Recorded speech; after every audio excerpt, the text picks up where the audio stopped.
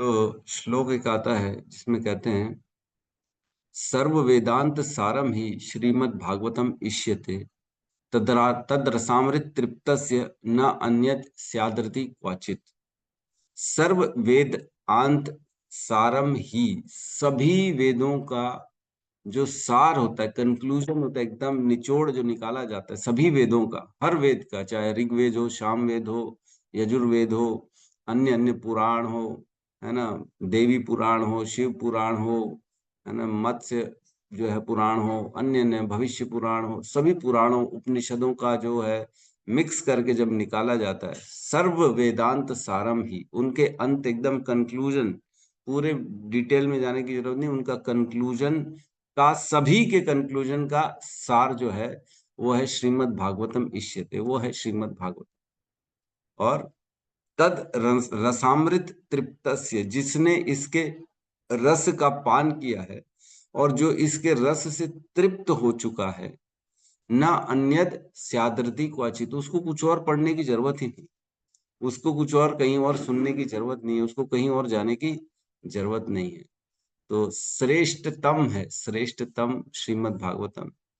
भगवत गीता जो होती है ना, वो संक्षिप्त में, उसमें 700 श्लोक हैं, उसी का डिटेल्ड है पूरा का पूरा श्रीमद् भागवतम। अलग नहीं है, भगवत गीता से अलग नहीं कह सकते श्रीमद् भागवतम को। भगवत गीता में केवल चुने हुए ज्ञान के श्लोक लिए गए, लेकिन डिटेल्ड में सारा वर्णन जो है किया गया है श्रीमद् भागवतम में। वही ज्ञान मिलता है हमारे को श्रीमद् भागवतम में, लेकिन डिटेल में भगवान की कथाओं लीलाओं के साथ में ज्ञान भी मिलता है। तो हमको श्रीमद् भागवतम रोज सुनना चाहिए, रोज पढ़ना चाहिए, रोज समझना चाहिए, और अपने भाग्य की सराहना करनी चाहिए कि कितने भाग्यशाली हम, कि भगवान की कृपा हमको रोज मिल रही, रोज। ठीक है, तो प्रवेश करते हैं आज के सत्र में। ओम नमो भगवते वासुदेवाय। ओम नमो भगवते वासुदेवाय। ओम नमो भगवते वासुदेवाय। यः स्वानुभावम् अखिलं श्रुतिसारमेकम् आध्यात्मदीपम् अतितीर्षितां तमोऽन्धम् संसारिणां करुणयः पुराणगुह्यम् तं व्याससूनम् उपयामि गुरुमुनीनाम्। नारायणं नमस्कृत्य नरं चैव नरोत्तमं देवीं सरस्वतीं व्यासं ततो जयमुदीरये। श्रृणुतां स्वकथा कृष्ण पुण्यश्रवण कीर्तिनः हृदयन्तस्थो हि अभद्राणि विदुनोति सुहृत् सताम्। नष्टप्रायेषु अभद्रेषु नित्यं भागवत सेवया भगवती उत्तम श्लोके भक्तिर्भवति नैष्टिकी। समर्था श्रद्धया नित्यं गृणतश्च स्वचेष्टितं कालेन नातिदीर्घेण भगवान् विशते हृदि। कृष्णाय वासुदेवाय देवकी नंदनाय च नंदगोपकुमाराय गोविंदाय नमो नमः। जय श्री कृष्ण चैतन्य प्रभु नित्यानंद श्री अद्वैत गदाधर श्रीवासादि गौर भक्त वृंद। हरे कृष्णा कृष्णा कृष्णा हरे हरे, हरे राम राम राम हरे हरे। हरे कृष्णा कृष्णा कृष्णा हरे हरे, हरे राम राम राम हरे हरे। हरे कृष्णा कृष्णा कृष्णा हरे हरे, हरे राम राम राम हरे हरे। हरे कृष्णा, हरि बोल। तो सभी का स्वागत है प्रातःकालीन श्रीमद् भागवतम के सत्र में। और हमने शनिवार को श्लोक क्रमांक कहाँ तक पढ़े थे? हमने पढ़ा था 21 20 तक पढ़ा था ना, 19 और 20 दो 20 श्लोकों को किया। 20 तक। हाँ, हरि बोल। तो 19 में हमने पढ़ा था जिसमें कहते हैं, वहां पर एकत्र हुए समस्त ऋषियों ने महाराज परीक्षित का निर्णय को सराहा और बहुत अच्छा साधु साधु कहकर उन्होंने अपना अनुमोदन व्यक्त किया। स्वभावतः मुनिगण सामान्य मनुष्यों के कल्याण करने हेतु उन्मुख रहते हैं, क्योंकि उनमें परमेश्वर के समस्त गुण पाए जाते हैं। अतः वे श्री भगवान के भक्त महाराज परीक्षित को देखकर अत्यंत प्रसन्न हुए और इस प्रकार बोले। तो अब क्या बोले? अपन ने 20 में पढ़ा था, उन्होंने बोला कि जो है, मुनियों ने कहा, हे भगवान श्री कृष्ण की परंपरा का पालन करने वाले पांडु वंशी राज ऋषियों के प्रमुख, यह तनिक भी आश्चर्यजनक नहीं है कि आप अपना वह सिंहासन जो अनेक राजाओं के मुकुटों से सुशोभित है, श्री भगवान का नित्य सानिध्य प्राप्त करने हेतु त्याग रहे। उन्होंने बोला कि आप त्यागने वाले ऐसा राज्य जो अनेक अनेक राजाओं के मुकुटों से सुशोभित था, है ना। क्या कहते हैं, भागवत पार्श्व कामा, जो श्लोक है उसमें लिखी थी, लाइन थी, उसमें लिखा था भागवत पार्श्व कामा मीन्स भगवान के पार्षद बनने की कामना जो आपने रखी हुई, अपनी इच्छा रखी हुई है, इस इच्छा के कारण जो है ना हम आपकी सराहना करते हैं। उनकी इच्छा क्या थी, मैं भगवान का पार्षद बन जाऊं। किसकी, परीक्षित महाराज की, है ना। और क्या कहते हैं इसमें, इसी श्लोक में कहते हैं कृष्ण कृष्णम सम अनुव्रतेषु, कृष्ण का अनुव्रत धारण किया हुआ उन्होंने, ये व्रत धारण किया है कि मैं कृष्ण की ही प्राप्ति करके ही रहूं, है ना। कृष्ण की वाणी को फॉलो करना, कृष्ण को ही अपना लक्ष्य बनाना, ये कहते हैं कृष्णम सम अनुव्रतेषु, एकदम सम्यक तरीके से व्रत ले लिया। अनुव्रत मीन्स व्रत का भी बड़ा भाई, अनुव्रत, व्रत का व्रत तो हम कर लेते हैं छोटा मोटा, उसमें खा भी पी लेते हैं, पी भी लेते हैं। एकादशी करेंगे तो दिन भर खाते रहते हैं, कुछ ना कुछ चलता रहता है। साबूदाना की खिचड़ी आएगी, भगर की खिचड़ी आएगी, फिर फल्ली आ जाएगा, फिर फल आ जाएंगे, हैं, फिर और कुछ आ जाएगा, फिर आलू आ जाएगा, तो उसके बाद खीर आ जाएगी, है ना। खीर मतलब दूध से बना हुआ, प्योर दूध का, उसमें बिना चावल के, तो कुछ भी खा सकते हैं बेसिकली। तो हम, लेकिन इन्होंने क्या किया, समन अनुव्रतेषु मीन्स ऐसा व्रत लिया, आमरण अनशन, जबरदस्त व्रत ले लिया, भैया मैं कुछ भी नहीं खाऊंगा, केवल कृष्ण की प्राप्ति जब तक नहीं होगी अन्य कोई कार्य नहीं, केवल कृष्ण पे अपना चिंतन को लगाऊं। और हमने एक और पिछले 2 श्लोकों पहले पढ़ा था, जिसमें कहते हैं वो सभी को कि गायत विष्णु गाथा, उन्होंने कहा अब आप जो है ना केवल भगवान कृष्ण की गाथा करिए, है ना। अब आगे बढ़ते हैं, आज 21 नंबर श्लोक में, तो बड़े 25 नंबर श्लोक में एंट्री होगी सुखदेव गोस्वामी की, है ना। अभी आज भी हम नहीं मिल पाएंगे सुखदेव गोस्वामी से, कल हो सकता है हमारी मुलाकात हो जाए। 21 नंबर श्लोक क्लियर है? जी प्रभु जी। श्लोक क्रमांक 21, अध्याय 19, स्कंद 1, श्रील सुखदेव गोस्वामी का प्राकट्य। सर्वे वयं ताव सर्वे वयं तावदिह अस्मेहत, सर्वे वयं सर्वे वयं तावद इहास्महेत, सर्वे वयं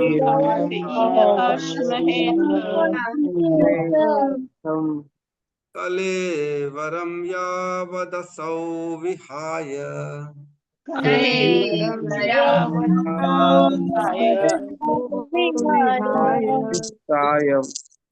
लोकं परं विरजसकं विशोकम्, लोकं परं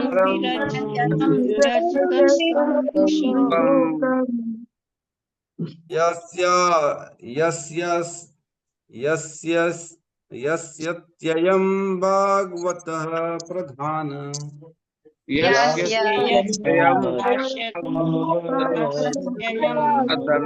भाष्यतयं भगवत प्रधानः। हरे कृष्ण। सर्वे वयं तावदिहास्महे सर्वे वयं तावदिहास्महे कलेवरं यावदसौ विहाय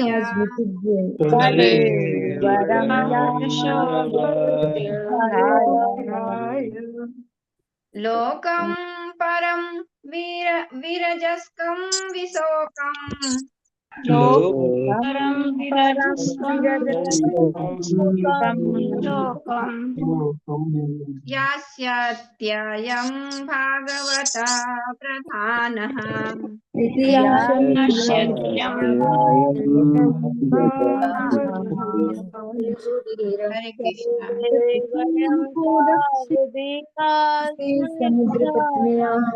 सर्वे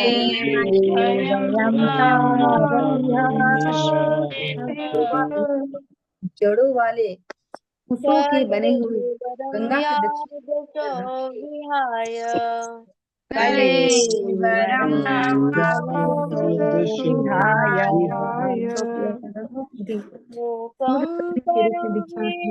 उसका बड़ा औसत माना लोकपरं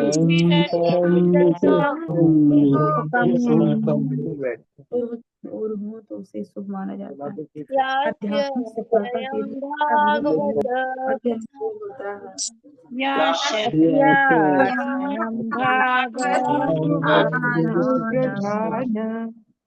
होता है। माता जी कुछ और पढ़ रही हैं आप, प्लीज म्यूट करके पढ़िए माता जी, हमको क्यों सुना रही हैं? ठीक है, अनुवाद। हम सभी यहाँ पर तब तक प्रतीक्षा करेंगे जब तक श्री भगवान के प्रमुख भक्त महाराज परीक्षित परम लोक को लौट नहीं जाते, जो समस्त संसारी कलमश तथा समस्त प्रकार के शोक से पूर्ण रूप से मुक्त है। ओम अज्ञानतिमिरन्धस्य ज्ञानांजन शलाकया चक्षुरुन्मीलितं येन तस्मै श्री गुरुवे नमः। श्री चैतन्य मनोभीष्टं स्थापितं येन भूतले स्वयं रूपः कदा मह्यं ददाति स्वपदान्तिकम्। वन्देऽहं श्रीगुरु श्रीयुतपदकमलं श्रीगुरून् वैष्णवांश्च श्रीरूपं सागरजातं सहगण रघुनाथान्वितं तं सजीवं साद्वैतं सावधूतं परिजन सहितं कृष्ण चैतन्य देवं श्री राधा कृष्ण पादान् सहगण ललिता श्री विशाखान्वितांश्च। हे कृष्ण करुणा सिंधु दीनबंधु जगतपते गोपेश गोपिका कांता राधा कांत नमस्तुते। तप्त कांचन गौरांगी राधे वृंदावनेश्वरी वृषभानुसुते देवी प्रणमामि हरिप्रिय। वाञ्छाकल्पतरोभश्च कृपा सिन्धुभ्य एव च पतितानां पावनेभ्यो वैष्णवेभ्यो नमो नमः। नमो विष्णुपादाय कृष्णपृष्ठाय भूतले श्रीमते भक्तिवेदांत स्वामीति नामिने। नमस्ते सारस्वती देवे गौरवाणी प्रचारिणे निर्विशेष शून्यवादी पाश्चात्य देशतारिणे। जय श्री कृष्ण चैतन्य प्रभु नित्यानंद श्री अद्वैत गदाधर श्रीवासादि गौर भक्त वृंद। हरे कृष्णा कृष्णा कृष्णा हरे हरे, हरे राम राम राम हरे। सभी का स्वागत है। आज हिज ग्रेस गौतम बुद्ध प्रभु का वीडियो ऑफ है, क्या बात है? सब ठीक है गौतम बुद्ध प्रभु?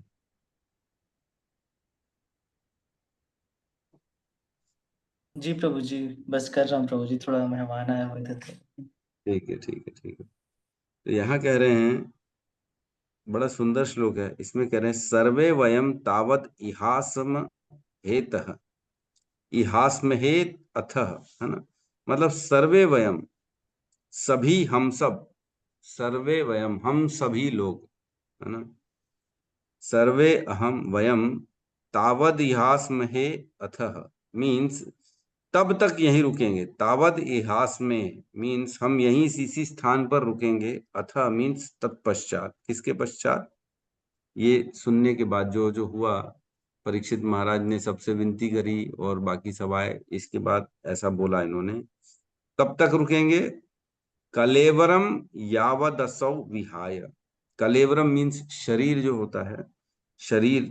यावद असौ मीन्स जब तक राजा अपने शरीर को, विहाय मीन्स त्याग नहीं देता। यावद असौ यह शरीर को, कलेवरम यह शरीर, यावद असौ त्याग नहीं देता जब तक राजा अपने शरीर को, तब तक हम यहीं रुकेंगे। कोई भाई यहां से नहीं जाने वाला है, ऐसी बोला होगा। तो भाइयों कोई नहीं जाने वाला है जब तक परीक्षित महाराज यहाँ पे बैठे, कोई नहीं जाएगा। सब अपना काम धंधा छोड़ के यहीं बैठेंगे, यहीं परीक्षित महाराज के साथ बैठेंगे और देखते हैं भगवान के जो है कौन पार्षद आता है उनको लेने के लिए। इनको भगवत प्राप्ति कब तक होती है, तब तक हमको वेट करना। बहुत सुंदर गहरी गहरी बातें हैं। सोचो कौन आया हुआ है, कौन कौन आए हुए थे, महान महान ऋषि कौन कौन थे, बताइए, कौन बताएगा, कोई बताइए जल्दी। रोहित। श्री नारद नारद नारद जी आए थे। और विश्वामित्र, हाँ, वशिष्ठ मुनि जी। वशिष्ठ मुनि, देवल ऋषि। तो नारद, वशिष्ठ, देवल, भृगु, ऐसे ऐसे महान जो है ना, वहां पे ऋषि आए हुए हैं। अनेक अनेक राज ऋषि आए थे वहां पे। वो सब बैठे हुए हैं और क्या बोल रहे हैं कि जब तक हमारा भाई शरीर नहीं छोड़ता तब तक हम यहीं रुकेंगे। ऐसे ही हम लोग भी बोलते हैं ना, भाई जब तक है तब तक हम भी यहीं हैं, कोई बात नहीं। तो सोचो, क्या किसी को काम धंधा नहीं है और कोई कमिटमेंट नहीं है, कब शरीर जाएगा, कब छूटेगा, अभी तो समय है थोड़ा। लेकिन सब ने अपने अपने अपॉइंटमेंट सारे के सारे कैंसिल कर दिए। नारद जी, जिनको एक जगह स्थान रुक ही नहीं सकते, वो हम जानते हैं, एक स्थान में बहुत देर रुकते नहीं है नारद जी, वो भटकते रहते हैं इधर उधर, विचरण करते रहते हैं वो, और भगवान के नाम का गुणगान चारों लोकों में सुनाते रहते हैं। वो भी यहीं पे रुके हुए हैं जब तक उनका शरीर नहीं छूटेगा, है ना। यावत असौ विहाय, जब तक राजा परीक्षित अपने शरीर को नहीं त्यागते तब तक हम सब यहीं पे ही रुकेंगे। कितनी बड़ी कृपा है। सुनने में बड़ा आश्चर्य लग रही रहा, लेकिन जब तक शरीर नहीं छोड़ेंगे तब तक नारद जी, भृगु, वशिष्ठ, विश्वामित्र, ये सब वहीं पे ही रुकेंगे, बोले हम जाने वाले नहीं। इतने महान महान संतों का, महान महान ऋषियों का हमें आश्वासन मिल रहा है परीक्षित महाराज को, आप चिंता मत करो, हम आपके साथ अंत तक रुकेंगे। कोई हमको बोल दे मैं तुम्हारे मृत्यु तक तुम्हारे साथ हूं, तो कितनी बड़ी बात लगती है। अरे इतना साथ दे रहे हैं मेरा। तो यहाँ इतने सारे ऋषि मुनि आ गए हैं और वो सब बोल रहे हैं कि हम तब तक रहेंगे जब तक आप भगवत धाम नहीं जाते। भीष्म पितामह के साथ भी ऐसा ही हुआ था। भीष्म पितामह जब शरीर छोड़ रहे थे तब अनेक अनेक ऋषि, महान ऋषि आ गए थे, वहां पे भी आ गए थे। उन्होंने भी भगवान से रिक्वेस्ट करी थी कि जब तक मैं अपने शरीर को नहीं छोड़ता तब तक मेरा स्मृति रीति, मेरी रति आपके चरणों में लगे, तब तक आप रुकिए मेरे सामने। कृष्ण को बोला था भीष्म पितामह ने, याद है कि नहीं। वहां पे भी ऐसे ही महान महान ऋषि आ गए थे सुनने के लिए कि देखें अब परीक्षित महाराज का अंत समय आ गया है, कुछ ना कुछ बड़े ऐसे धर्म धर्म के वचन बोलेंगे वो, हमारे को जो है सुनना जरूरी है। यहाँ पे देखो, भीष्म और परीक्षित महाराज की मृत्यु में कुछ समानताएं हैं। दोनों ने ऐसा व्रत लिया है जो मतलब अकल्पनीय व्रत लिया है दोनों ने। परीक्षित महाराज ने भी आमरण अनशन का व्रत ले लिया। भीष्म पितामह ने भी, आप तो जानते ही हैं, उन्होंने ऐसा व्रत लिया था कि पूरा जीवन में केवल शादी नहीं करूंगा, ब्रह्मचर्य का व्रत का पालन करूंगा। उनके अंतकाल में भी देवता आ गए थे, इनके अंतकाल में भी देवता आके पुष्प की वर्षा कर रहे हैं, सभी देवता आके खड़े हुए। उनके अंतकाल में भी महान महान ऋषि आ गए थे, यहाँ पे भी महान महान ऋषि आ गए। तो दोनों में सिमिलैरिटीज हैं। और क्या करें आगे, लोकम परम विजरस्कम विशोकम, क्या कह रहे हैं, लोकम परम, ऐसा परम लोक है जो विरजस्कम, विरजस्कम मीन्स संसारी कलमश से मुक्त। विरजस्कम मतलब जहां कोई प्रकार की कुंठा नहीं है, जहां किसी प्रकार की कोई तकलीफ नहीं है, जहां व्यक्ति हमेशा ऑलवेज आनंद में रहता है, ब्लिस में रहता है। विरजस्कम विशोकम, वहां पे कोई शोक ही नहीं, किसी भी प्रकार का कोई दुख नहीं है। ऐसा स्थान है, लोगों को तो मालूम ही नहीं है कि ऐसा स्थान है भी कि नहीं। लोगों को अभी तक टारगेट क्या है, केवल स्वर्ग तक जाना है। प्रभु स्वर्ग, स्वर्ग से ऊपर क्या होगा बताओ, केवल वहां भोग ही भोग है, जो चाहिए सब मिलेगा। स्वर्ग में भी कुंठा है, स्वर्ग में भी तकलीफ है, ऐसा नहीं है कि नहीं। और स्वर्ग में तो क्या है, क्षीणे पुण्य मृत्यु लोकम विशंति, जैसे ही पुण्य क्षीण हो जाएंगे वहां से नीचे भेज दिया जाएगा, हमको वापस यहाँ आना पड़ेगा। सोचो कोई राजा, उसको राज्य से बाहर निकाल दें फिर उसकी गति क्या होगी, कितना दुखी हो जाएगा। हम सबका भी तो वही हाल है। स्वर्ग में भोग भोग के आते हैं, राजा बन के आते हैं, वहां पे फिर नीचे आ जाते हैं तो दुखी हो जाते हैं। हमको ये भी चाहिए। फिर मन में जो संस्कार बने रहते हैं स्वर्ग के भोग के, है ना, और जो है जो वही टेंडेंसी चल रही है ना, स्वर्ग में नृत्य चल रहा है अप्सराओं का, तो यहाँ पे भी लोगों को नृत्य देखना है अप्सराओं का। वही टेंडेंसी, सेम टेंडेंसी बना के आते हैं इस संसार में। तो इच्छा तो वही होती है, याद कुछ भी नहीं है, लेकिन स्वभाव तो बन गया है ना भोग करने का। तो भोग करने की इच्छा बनी रहती है व्यक्ति की, मैं भी भोग करूं, मैं भी ये पाऊं वो पाऊं, इंद्र के जैसे मेरा भी राज्य हो। ये क्यों है? क्योंकि हमारे अंदर संस्कार बने हुए, हम वहां से आए हैं, तो वही संस्कार लेके आए। सालों साल अनेक जन्मों तक यही तो काम किया। लेकिन इस स्वर्ग लोक से भी ऊपर एक लोक है जो वैकुंठ है, जहां पे कोई कुंठा नहीं है, जहां पे कोई विरजस्कम, किसी भी प्रकार का कल्मश नहीं है, विशोकम, कोई शोक ही नहीं है किसी प्रकार का। सोचो, व्यक्ति केवल यही तो चाहता है कि मेरे जीवन से सारी परेशानियां दूर हो जाए, मैं कभी भी बुढ़ा ना हूं। यही तो चाहते हैं लोग, बुढ़ा ना हो, मेरे को कोई दुख ना हो, मेरे को कोई पीड़ा ना हो। तो इसको प्राप्त करने के लिए तपस्या करके वैकुंठ जाया जा सकता है, वैकुंठ तक। लेकिन किसी को तपस्या करनी नहीं इतनी, इसी जन्म में अभी चाहिए, मेरे को वेट भी नहीं करना। तो फिर तो चक्कर लगाते पड़े रहने पड़ेंगे अनेक अनेक जन्मों में। तो ऐसा एक धाम है, ऐसा एक स्थान है जहाँ पे कोई कुंठा नहीं है, वैकुंठ है ना? लोकम परम, ऐसा वो परम लोक है, सबसे ऊपर है। न तद भास्यते सूर्यो न शशांको न पावकः यद गत्वा न निवर्तन्ते तद धामम परमम। और एक और बेनिफिट है, वहां एक बार प्राप्त कर लेंगे तो फिर दोबारा कभी इस संसार में आना ही नहीं है। जो भी दुखों के अभ्यस्त हैं, जिनको जीवन में दुख अभ्यस्त है, दुखों के आदि हैं, वो वहां ना जाएं, वो प्रयास ना करें, क्योंकि फिर वहां दुख तो मिलेगा नहीं किसी भी प्रकार का। जिनको दुख चाहिए वो परफेक्ट जगह बैठे हुए हैं इस संसार में, लेकिन जिनको दुख नहीं चाहिए वो वहां जाने के लिए प्रयास कर सकते हैं। और क्या करें आगे, यस यस यस्यत्ययम भागवत प्रधानः।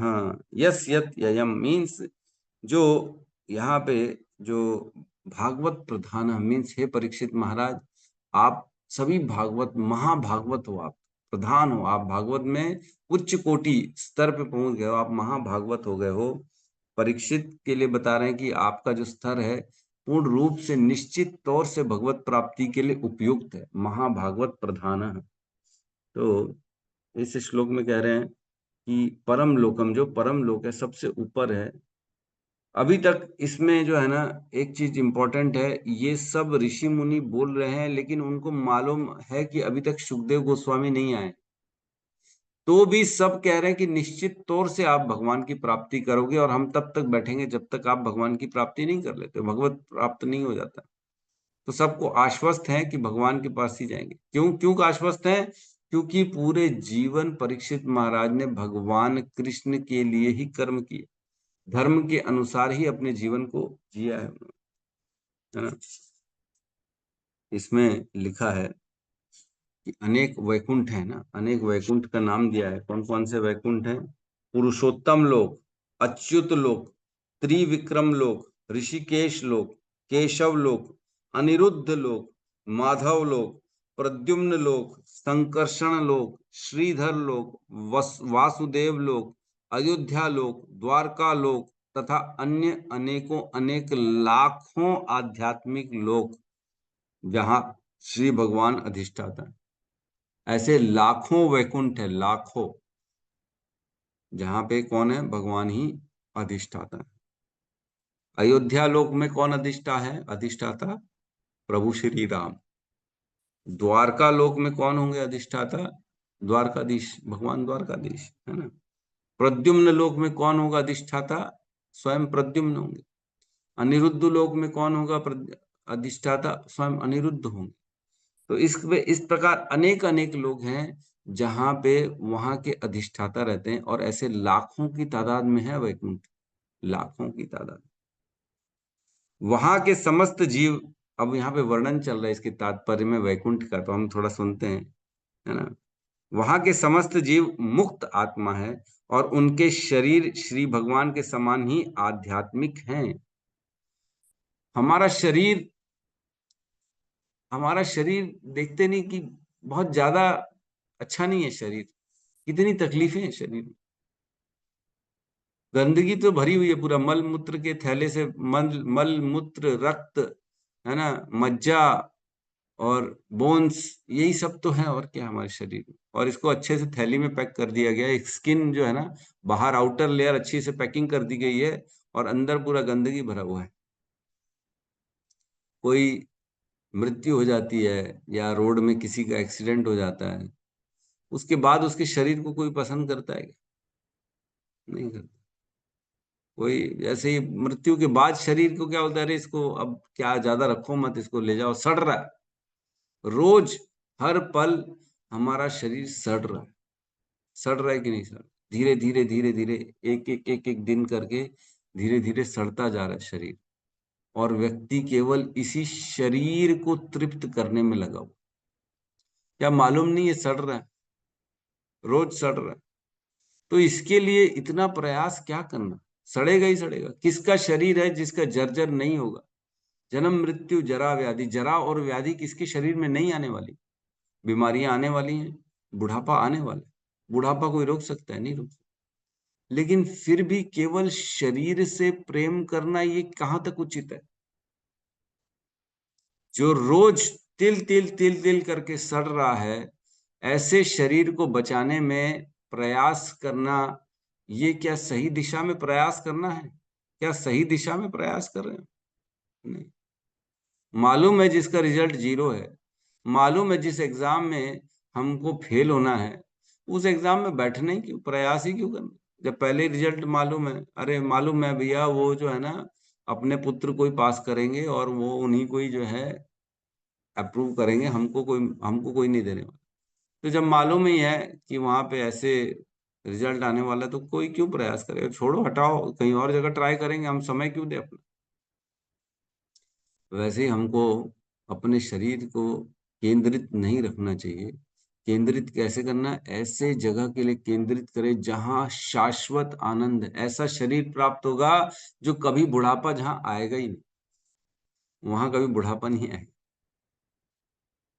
तो जिनको बुढ़ापा चाहिए वो यहीं रहे हैं, उनको वहां जाने की जरूरत नहीं, उनको भक्ति करने की जरूरत नहीं, वो आराम से सो सकते हैं जिनको बुढ़ापा चाहिए। जिनको बीमारियां चाहिए वो यहाँ पे आराम से रह सकते हैं, उनको भक्ति करने की आवश्यकता नहीं है। जिनको तकलीफें चाहिए, जिनको दुख चाहिए, ऐसा लगता है नहीं जीवन में दुख जरूरी है, तो उनके लिए बिल्कुल सही जगह है वो, और इसी स्थान में रहें, इसी मृत्यु लोक में, पृथ्वी में, और अपने काम को करते रहें, भक्ति को छोड़ दें। लेकिन जिनको तकलीफ है अपने शरीर से, जिनको चाहिए शाश्वत आनंद, जिनको चाहिए एक ऐसा शरीर जहाँ पे कोई कुंठा ना हो, जहाँ कोई दुख ना हो, तो उनके लिए भक्ति है, बाकियों के लिए नहीं है ये भक्ति।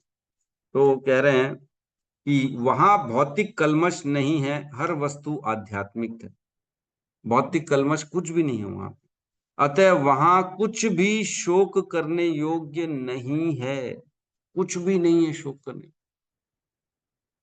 पूरा जीवन शोक ही शोक में तो निकल जाता।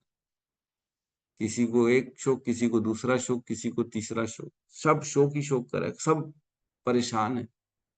अपनों का बिछड़ने का शोक, है ना। कौन, प्रहलाद महाराज बोलते हैं ना कि मैंने 2 चीजें सीखी हैं, अनुभव करी अपने जीवन में। एक है अपने प्रियों से विच्छोह और अवांछितों से संयोग, है ना। हमने पढ़ा था 2-3 दिन पहले पढ़ा था, शनिवार को पढ़ा था मेरे ख्याल से, कि कब पढ़ा था। हाँ, 20 नंबर श्लोक में पढ़ते ना, मुझे 2 बातें की पीड़ादायक अनुभव हुआ है, अपने प्रियों से विच्छोह और अवांछित से भेंट। अपने से बिछड़ना निश्चित है, सबका निश्चित है, फिर भी लोग आसक्ति बनाए रखते हैं कि नहीं नहीं ये तो मेरा है, ये तो मेरा। तो यही जीवन है बेसिकली। वहां कुछ भी शोक नहीं, लेकिन वहां पे किसी प्रकार का शोक नहीं। ये लोक दिव्य आनंद से पूर्ण है, वहां न जन्म है, न जरा है, न मृत्यु है, और न ही रोग है। न जन्म, न मृत्यु, न बुढ़ापा, न बीमारी, कुछ भी नहीं। हमेशा जवान बने रहेंगे। जिसको हमेशा जवानी चाहिए, जिसको तेज शक्ति चाहिए, वो वहां के लिए प्रयास करे। यहाँ तो आएगा ही आएगा, बीमारी बुढ़ापा आएगा। उपयुक्त समस्त वैकुंठ लोक में एक सर्वोच्च लोक है जो गोलोक वृंदावन कहलाता है। इन सभी वैकुंठों में भी सबसे ऊपर कौन सा है? गोलोक वृंदावन, जहां पे स्वयं श्री कृष्ण अपने बाल सखाओं के साथ लीलाएं करते हैं, श्रीमती राधा रानी के साथ वहां रहते हैं, यशोदा और वासुदेव के साथ वहां पे रहते हैं। तो वो है गोलोक वृंदावन जो सबसे श्रेष्ठ, जो भगवान श्री कृष्ण तथा विशिष्ट पार्षदों का धाम है। महाराज परीक्षित के लिए यह विशिष्ट धाम पूर्व निश्चित था और वहां पर एकत्र हुए सभी ऋषि इसे पूर्व से ही देख सकते थे। पूर्व निश्चित था, जो महाराज परीक्षित के लिए पहले से ही निश्चित था कि वो कहाँ जाने वाले, भगवत धाम। इसीलिए तो सब ऋषि आ गए थे, उनको मालूम था। त्रिकालदर्शी है कि नहीं? नारद जी को भविष्य मालूम है कि नहीं? वो तो सबको जानते क्या होने वाले किसके साथ, है ना। वशिष्ठ हैं, है ना, भृगु हैं, इन लोगों को मालूम नहीं होगा। विश्वामित्र हैं जो रावण से प्रभु श्री राम के गुरु रह चुके हैं, उनको क्या मालूम नहीं होगा इनकी गति क्या होने वाली? उनको पहले से ही मालूम था कि ये कहाँ जाने वाले हैं, ये कृष्ण के धाम जाने वाले। क्यों? क्योंकि इन्होंने अपना पूरा जीवन पाप रहित बिताया, कृष्ण के स्मरण में पूरा जीवन निकाला है, तो उनका अंतोगत्वा तो उद्धार होना ही। जो पूरा जीवन भगवान के स्मरण में निकालते हैं, भगवान की जो है कथाओं को सुनते हैं। हमने एक श्लोक पढ़ा था 1.18.4 1.18.4, उसमें बताए हैं, नो उत्तम श्लोक वार्ता नाम जुष्टाम तत्कथामृतम स्यात् संभ्रमो अंत कालो अपि स्मरताम तद पादाम्बुजम। जो जीवन भर भगवान की कथाओं को सुनने में अनुरक्त रहता है, जो पूरा जीवन भगवान के स्मरण में निकालता है, उसके अंत काल में भगवान कहते हैं कि उसको मैं अपना स्मरण खुद करवा देता, है ना। स्यात् संभ्रमान, तो उसको किसी प्रकार का कोई भ्रम नहीं होगा अंत को कालो अपनी, अपने अंत समय में। और क्या होगा उसका? स्मरताम तद पदाम्बुजम, उसको ऑटोमेटिकली भगवान के चरणों का स्मरण आ जाएगा। 1.18.4, तो ये हमने पढ़ा था। तो यहाँ पे सभी एकत्रित हुए हैं ताकि भगवान के धाम जाने वाले परीक्षित को हम सब जो है बैठ के विदा कर सकें अच्छे से, है ना। और इसीलिए कहते हैं हम सबको भी एक एक के ऊपर केंद्रित करना चाहिए अपना पूरा जीवन।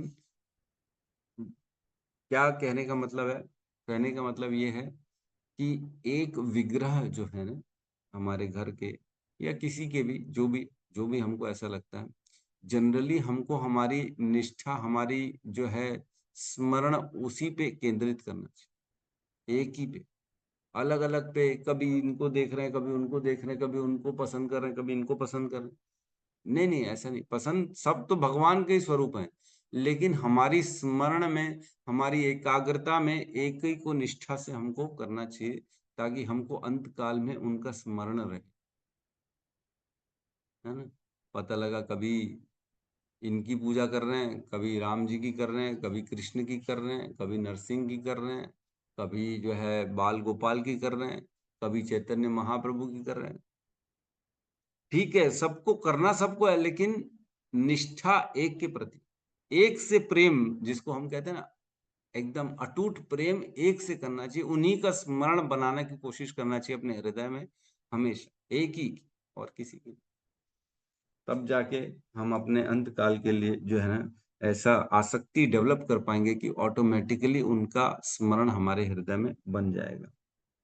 तो यहाँ भागवत प्रधान कह रहे हैं, ऐसा बोला ऋषियों ने कि वो सोचो, नारद जी किसी को अगर भागवत प्रधान कह रहे हैं तो मतलब वाकई में वो कितना बड़ा भागवत होगा। नारद जी किसी को बोलेंगे ये तो भागवत प्रधान है। ठीक है, हम अगले श्लोक में प्रवेश करते हैं, अदरवाइज तो बोलते ही रह जाऊंगा मैं।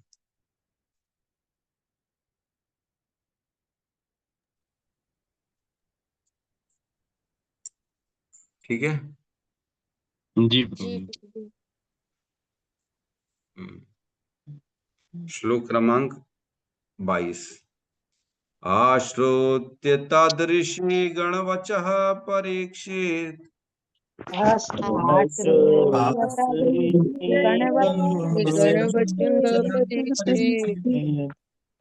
समं मधुच्योद्गुरुचाव्यलीकम्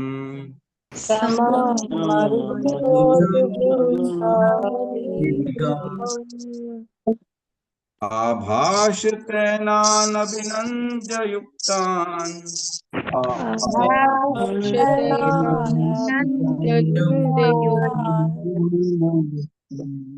शुश्रूमाणः चरितानि विष्णु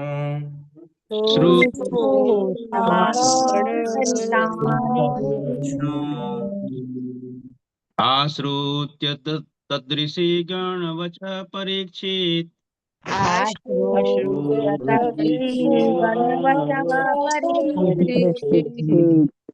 समं मधुच्योद्गुरु चाव्यलीकम्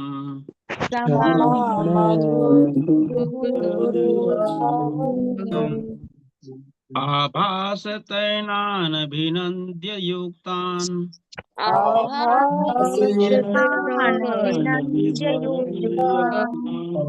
शुश्रूषमाणाश्चिरतानि विष्णु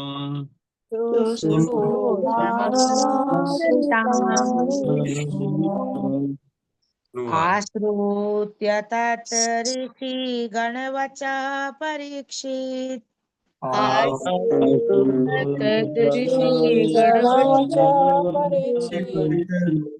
समं मधुच्युद गुरु चाव्यलीकम्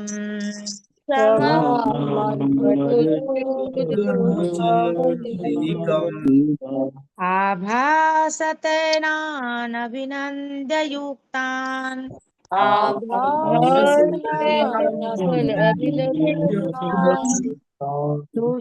शुश्रूषमाणाचरितानि विष्णु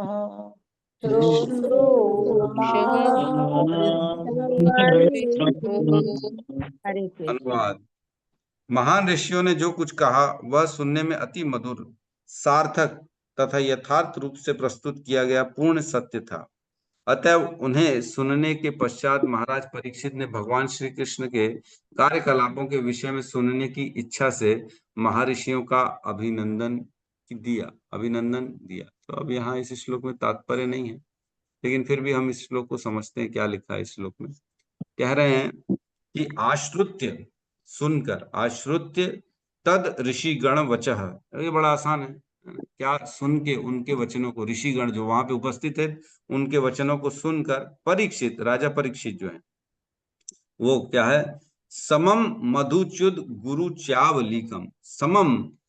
समम मीन्स जो समान ऋषिगणों के गुणों का बात चल रही है, जो वचन उन्होंने कहा उसके बारे में चर्चा चल रही है। जो उन्होंने कहा वो निश्चित तौर से उपयुक्त से समम थे, सर्वदा समान, सभी के लिए सही कहा उन्होंने, जो कि निष्पक्ष है। समम मीन्स निष्पक्ष यहाँ पे कहा गया है। जो उन्होंने कहा एकदम परफेक्ट ही कहा है, जो किसी के प्रति ऐसा नहीं पार्शियलिटी कि ठीक है आपको हम ज्यादा कृपा करते हैं उसको कम कृपा करते हैं, नहीं, जो होना चाहिए वही हुआ है और निष्पक्ष किया गया है।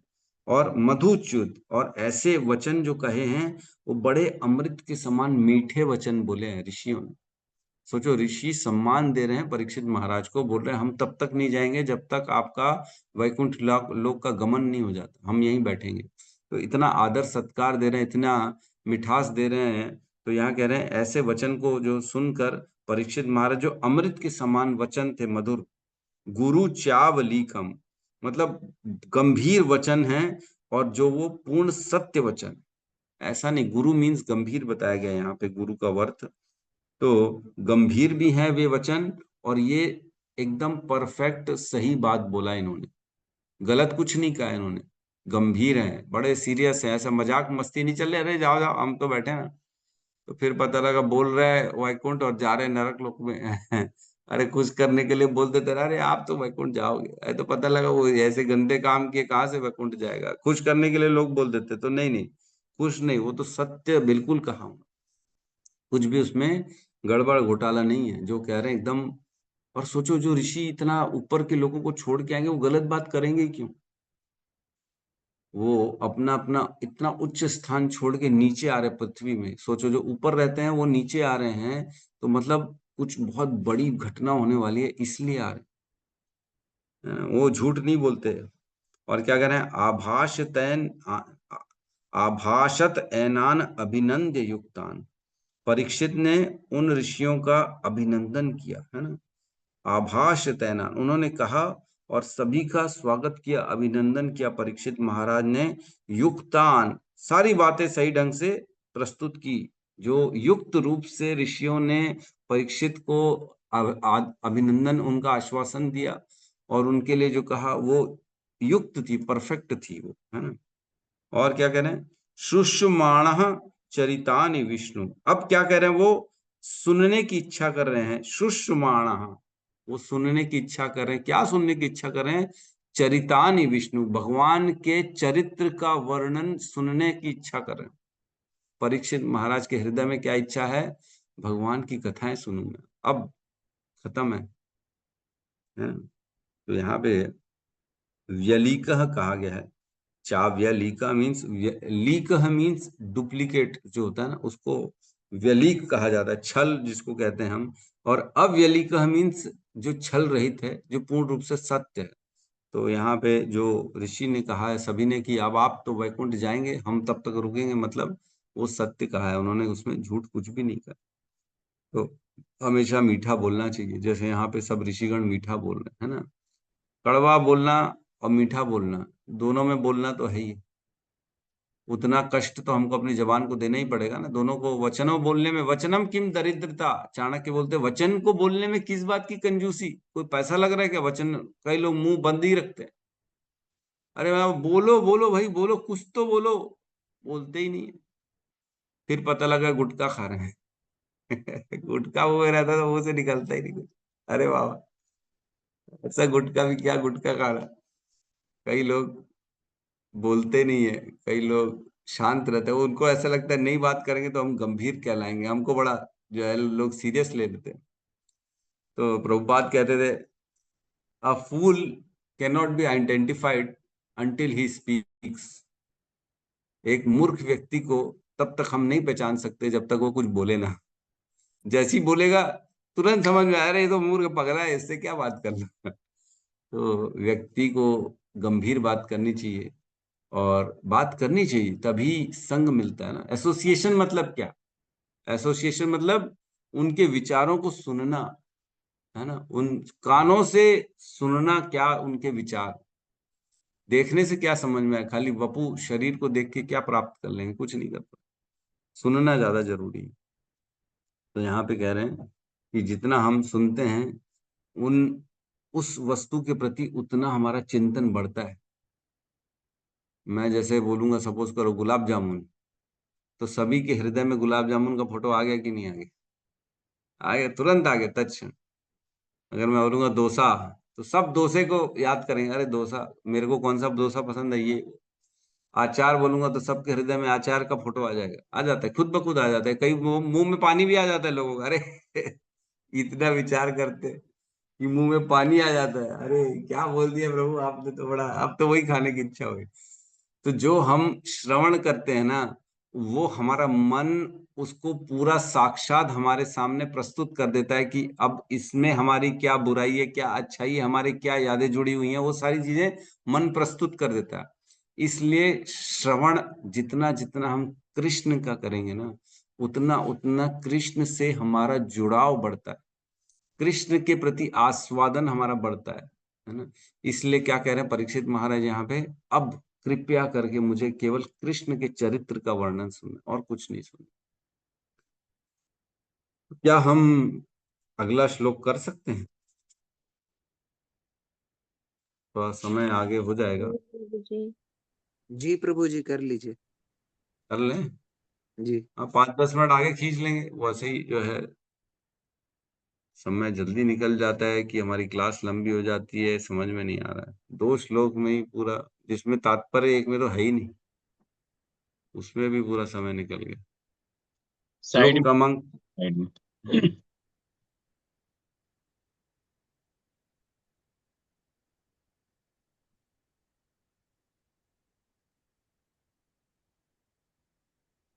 ठीक है अभी। जी प्रभु जी। प्रभु जी। श्लोक क्रमांक 23। समागतः सर्वत एव सर्वे एव सर्वे वेदा यथा मूर्तिधरास्त्रिपृष्ठे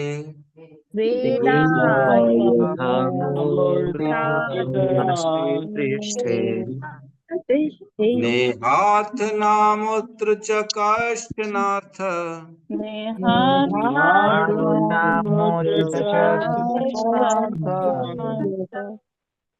ऋते पुराणानुग्रहात्मशीलम्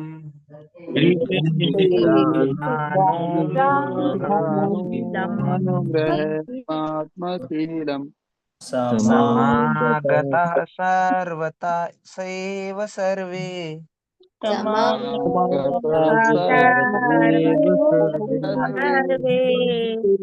वेदा यथा मूर्तिधरास्त्रिपृष्ठे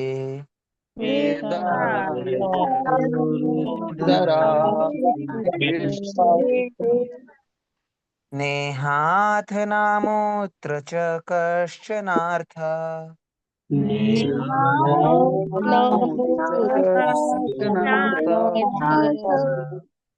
ऋते परानुग्रहमात्मशीलम्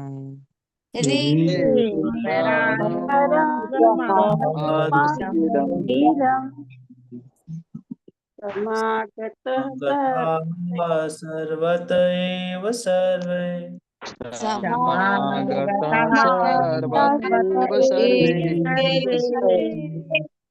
वेदा पढ़िए मत वेदा यथा मूर्तिधरास्त्रि पृष्ठे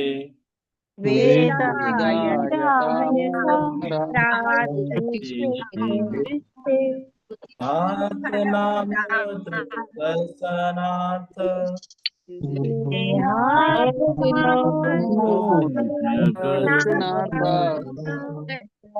ईते परानुग्रहमात्मशीलम्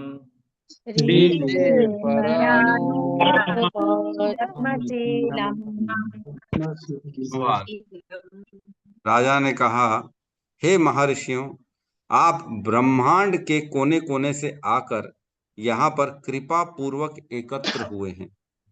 आप सभी परम ज्ञान के मूर्तिमंत स्वरूप हैं, जो तीनों लोकों के ऊपर के लोक सत्य लोक के निवासी हैं। फल स्वरूप आपकी स्वाभाविक प्रवृत्ति अन्य व्यक्तियों का कल्याण करने की है, और इसके अतिरिक्त इस जीवन में या अगले जीवन में आपकी अन्य कोई रुचि नहीं है। तो परीक्षित महाराज क्या कह रहे हैं? ऋषियों का वर्णन कर रहे हैं कि आप कैसे कैसे हैं, आपका विचार क्या है, आपके गुण क्या हैं, आप किस प्रकार रहते हैं और कहाँ रहते हैं। तो यहाँ कह रहे हैं समागता सर्वत एव सर्वे। समागता सभी एकत्रित हुए सभी जो ऋषि हैं, समागता सर्वत एव सर्वे, जो वहां पर एकत्र हुए सभी आए हुए जो ऋषि हैं महान महान, वो क्या है? वेदा यथा मूर्ति धारा। वेदा जो मूर्तिमान साक्षात वेद होते हैं ना, जैसे वहां पे ऊपर के लोकों में ना वेदों का भी एक स्वरूप है, एक शरीर है वेदों का भी। वेद भी आपस में एक दूसरे से बात करते हैं, जैसे ऋग्वेद सामवेद को बोलते हैं, बातचीत करते हैं, चलो हम एक दूसरे के साथ मिलके कृष्ण के बारे में चर्चा करते हैं, या तुम्हारे में क्या कहा गया है बताओ तो। जैसे गौतम बुद्ध प्रभु इस श्रोणी नंदन प्रभु से पूछते हैं, आपने कौन सा श्लोक बोला था? वो बोलते हैं मैंने ये श्लोक बोला था। अच्छा, फिर ये बताते मैंने तो ये श्लोक का वर्णन किया, आपके हिसाब से क्या सही है? और ये बोलते हैं मेरे हिसाब से ये सही है। तो वैसे ही सभी जो वेद हैं वो मूर्तिमान एक शरीर धारण करके ऊपर के लोकों में रहते हैं। जैसे सूर्य देव है, सूर्य देव भी एक व्यक्ति है, गंगा मैया है वो एक माता है, एक स्वरूप है उनका स्त्री का। तो इस प्रकार हर चीज का स्वरूप होता है ऊपर के धामों में, ऊपर के लोकों में। तो वो कह रहे हैं कि आप लोग कैसे हैं? सेम वेदों का मूर्तिमान रूप है आप, जो ऋषि आए आप, मतलब इतने ज्ञानी हैं, जितने वेदों में ज्ञान है वो सारा का सारा आपके अंदर ज्ञान है। आप कम नहीं है, आप तो सेम वेद, मूर्तिमान वेद हैं आप। ऐसे बोला जाता है ना, आप तो साक्षात, इतना ऐश्वर्य है आपका, इंद्र के समान है। कोई कोई बोलते हैं ना, कोई नेता मंत्री को इंद्र के समान है ये, कोई बोलता है इतने भीम की तरह ये शक्तिशाली है। तो भीम तो नहीं है लेकिन उनकी तरह है। तो यहाँ पे भी वेद के मूर्तिमान, जो उनके वेद का साक्षात जो स्वरूप है, उन्हीं की तरह है आप भी, उनसे कम नहीं है, आप भी पूरे ज्ञानी है। और त्रिश पृष्ठे, तीनों लोकों में श्रेष्ठ है।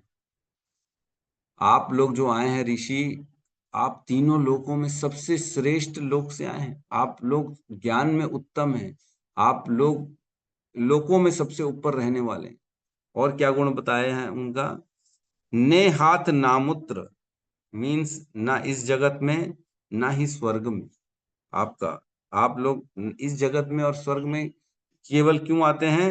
न कश्चनार्थ, और कहीं कोई कोई प्रयोजन ही नहीं है आपका।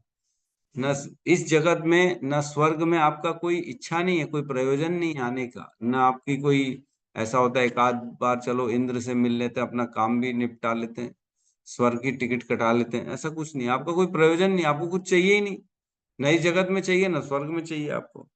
आपका क्या उद्देश्य है? कह रहे हैं ऋते परम अनुग्रहम आत्मशीलम।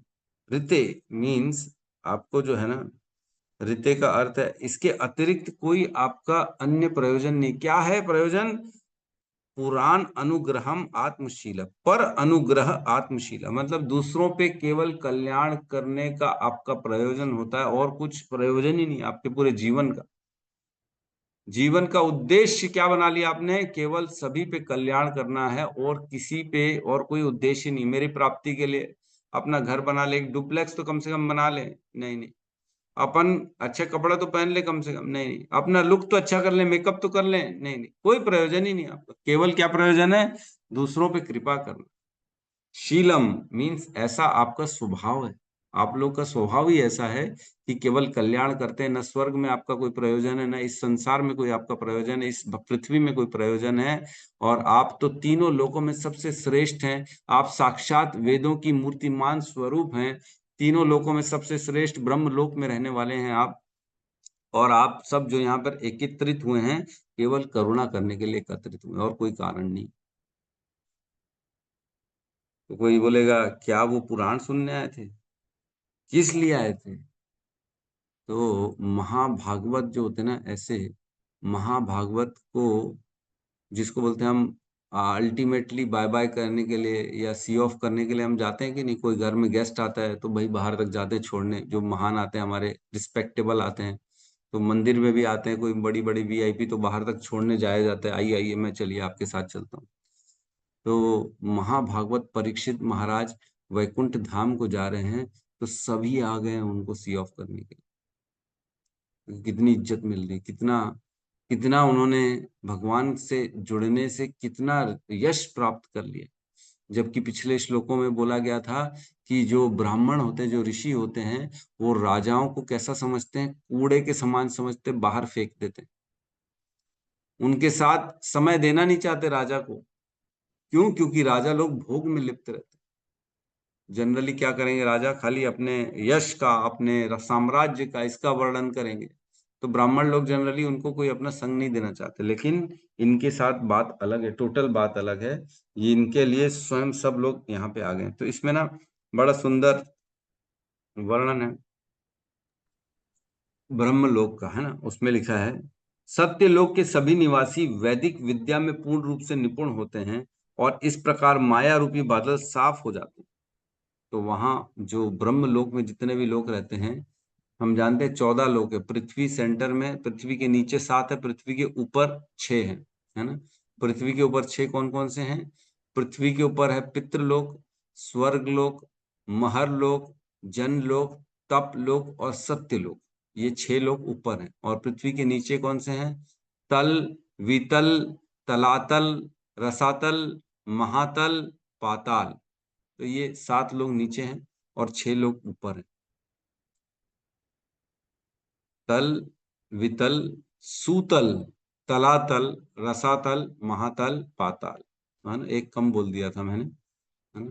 तो इस प्रकार से 7 नीचे हैं, 6 ऊपर, ठीक है। तो यहाँ कह रहे हैं जो ऊपर के लोक हैं ब्रह्म लोक में, वहां पे किसी भी प्रकार का अज्ञान नहीं है। वहां क्या है, माया का इफेक्ट कम है। माया तो है पूरे संसार पूरे ब्रह्मांड में, लेकिन कम है, वहां साफ हो जाता है। फलस्वरूप वे साक्षात वेद कहलाते हैं। वहां पूर्ण ज्ञान है, इसलिए वहां के सभी लोगों को सारे वेदों का ज्ञान है।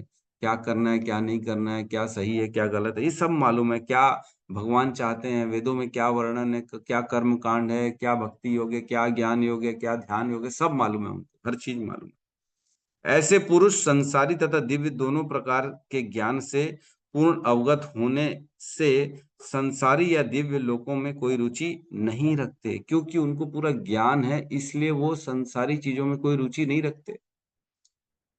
हमको एक्चुअल में ज्ञान नहीं है, इसलिए हम संसार में भटकते हैं। हम क्या सोचते हैं, मैं ये शरीर हूं, इसलिए शरीर से जुड़ी सारी चीजों पे हम केंद्रित हो जाते हैं और उनको पाने के लिए प्रयास करते हैं।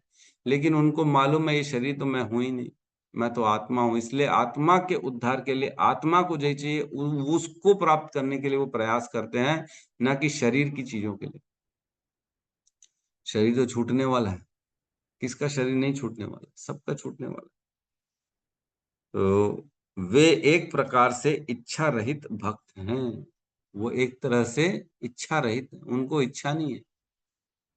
मतलब अपना उद्धार कर लें, मकान बना लें, अपना शरीर को तृप्त कर लें, खा लें, पी लें, इसमें बहुत ज्यादा रुचि नहीं रखते वो। केवल साक्षात भगवान जिसमें हमारे आत्मा को गति प्राप्त हो, उसमें वो रुचि रखते हैं।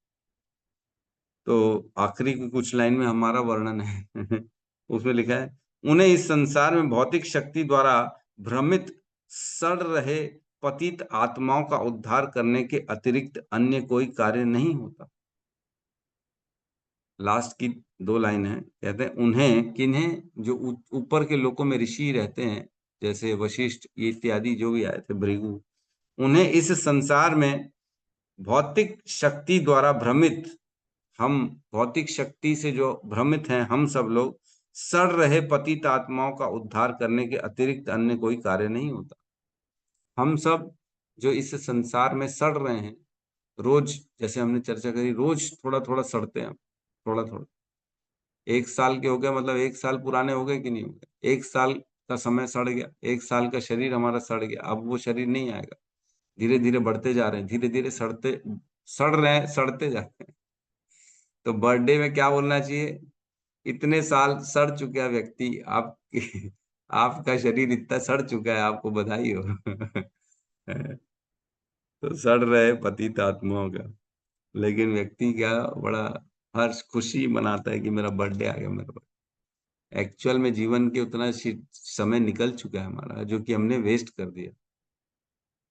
तो हम सब पे उद्धार करने का उद्देश्य ही ऐसे ऋषियों का, और कोई उद्देश्य नहीं है। ठीक है, तो किसी का प्रश्न है तो हम यहाँ पे ले सकते हैं।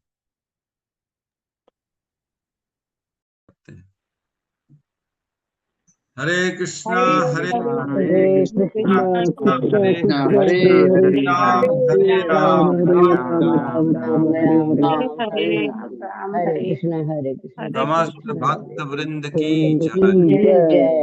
जगत गुरु शील प्रभुपाद की जय। निताई गौर प्रेमानंदे हरि हरि बोल।